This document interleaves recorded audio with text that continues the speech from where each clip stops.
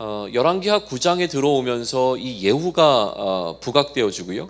그래서 길었던 이 아합의 가문, 다시 얘기하면 야합의 왕조, 더 넓게 얘기하면 오므리의 가문이 어떻게 몰락하게 되는가라고 하는 그 몰락의 시점이 9장으로 출발해서 10장까지 이어진다고 말씀을 드렸는데, 하나님이 아합과 이세벨에 관한 예언을 하셨던 것은 열왕기상 21장이거든요. 그러니까 실제로 이 예후에 관한 예언이 등장한 것은 열왕기상 19장이니까 19장부터 21장까지, 또 그 이후에 이제 열왕기하가 9장까지 오는 과정 가운데서 상당한 기간이 흐르고 난 다음에 이 일이 이루어졌다라고 하는 사실을 좀 볼 때에, 그 기간 가운데 하나님의 이 예언이, 하나님의 예고가 딜레이된 것처럼 느껴지는 어떤 시간적인 갭이 존재한다라고 하는 사실이 우리가 하나 좀 생각해 봐야 될 부분이에요. 그러면 이 시간 동안에 하나님의 예언은 있었지만 여전히 하나님을 향해서 배교한 사람들은 다른 사람들 눈에 보았을 때 괜찮은 삶을 살고 있는 것처럼 느껴지는 것이죠. 그러니까 하나님께서 악을 간과하고 계신 것은 아닌가? 왜 악에 대하여 하나님께서 진노하신다고 하셨음에도 불구하고 그 일이 일어나지 않는가라고 하는 질문들을 계속 던져주고 있을 때, 그럼에도 불구하고 하나님께서는 그의 말씀을 이루시며 그 말씀에 대한 어떤 결과를 오늘 보여주고 계시죠. 그런데 아까도 얘기했지만 이 말씀에 대한 결과가 상당히 잔인하다라는 거예요.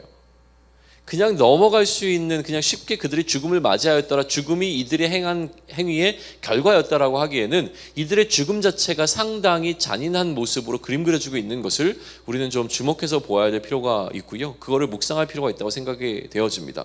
다시 돌아갑니다. 그럼 이들은 왜 이런 잔인한 죽음의 결말을 맞이하게 됐느냐라는 질문을 던질 때, 이들이 이러한 잔인한 죽음을 당하게 됐던 그 이유는 하나님을 향한 배교에 있었다고 하는 것이죠. 그러니까 하나님을 향해서 그들이 배교했기 때문에 배교에 대한 합당한 결과로 주어진 일들이 이러한 잔인함의 죽음이었다는 거예요. 그들이 하나님을 저버리고 바알이라고 하는, 또 아사르라고 하는 우상들을 섬겼기에 이들에게 이러한 죽음이 주어졌다고 하는 사실을 우리는 명확하게 할 필요가 있다라고 하는 거예요. 그러면 우리는 왜 이들이 이렇게 잔인한 죽음을 죽었는가? 하나님은 이들에게 왜 이렇게 잔인한 죽음을 허락하셨는가? 왜 행하셨는가? 이런 것을 질문하기 이전에 우리가 먼저 던져야 하는 것은 무엇이냐면, 이것이 그들이 행한 행위에 대한 보응이라고 한다면, 그죠? 그들이 행한 행위에 대한 보응은 이퀄이라고 하는 것을 통해서 두 가지가 같은 비중을 놓여야 되는 거잖아요. 그렇다면 우리는 이렇게까지 생각해 볼 수 있다는 거예요. 이것이 잔인하게 느껴지면 느껴질수록 우리는 무엇을 느껴야 되냐면, 우리가 하나님을 향해 행한 그 배교의 행위의 잔인함에 대해서 생각을 해야 된다는 거예요.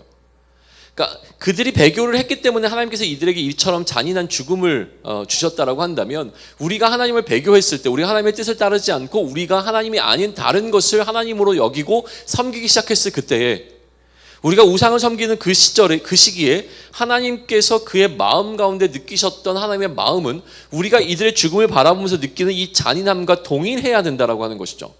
그 개념으로 우리가 하나님의 마음을 이해해보고 하나님께서 느끼셨을 그 고통의 크기를 생각해 보아야 한다라고 하는 것입니다.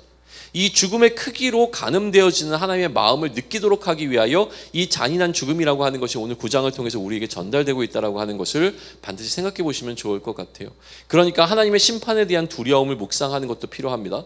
그러나 그 하나님의 심판이 우리에게 다가오는 두려움의 크기만큼 우리의 죄악으로 인하여서 아파하시고 고통받으시는 하나님의 마음에 대해서 묵상해 볼 수 있으면 좋겠다라고 하는 거예요. 열왕기하 9장을 묵상하시면서 계속 눈에 들어오는 한 단어는 평안하냐라는 질문일 겁니다. 평안하냐, 너의 마음에 샬롬이 있느냐라고 하는 질문이 계속 던져집니다. 상황마다 다르게 던져지긴 하지만 어쨌든 이 평안하냐는 질문은 여러 차례에 걸쳐서 이 열왕기하 9장을 통해서 등장을 합니다. 그때 예후의 입을 통해서 나왔던 답은 무엇이냐면, 너희가 이처럼 하나님을 향하여 배교를 했는데 평안할 리가 있겠느냐라고 하는 답변이에요. 그러니까 결국 이 답변은 하나님의 답변처럼 여겨지게 된다는 거예요.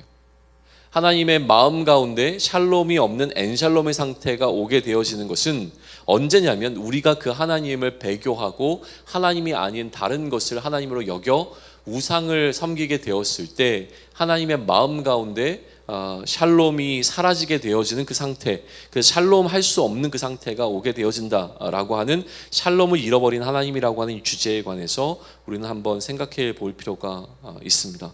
그래서 샬롬을 말할 수 없는 가운데 참된 샬롬이 무엇일 것인가 라고 하는 사실을 우리는 좀 기억하며 이 샬롬이라고 하는 부분에 대해서도 함께 좀 생각해 보시면 좋겠습니다.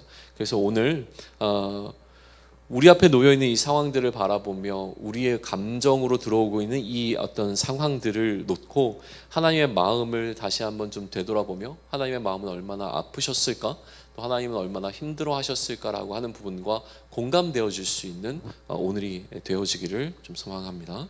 아멘.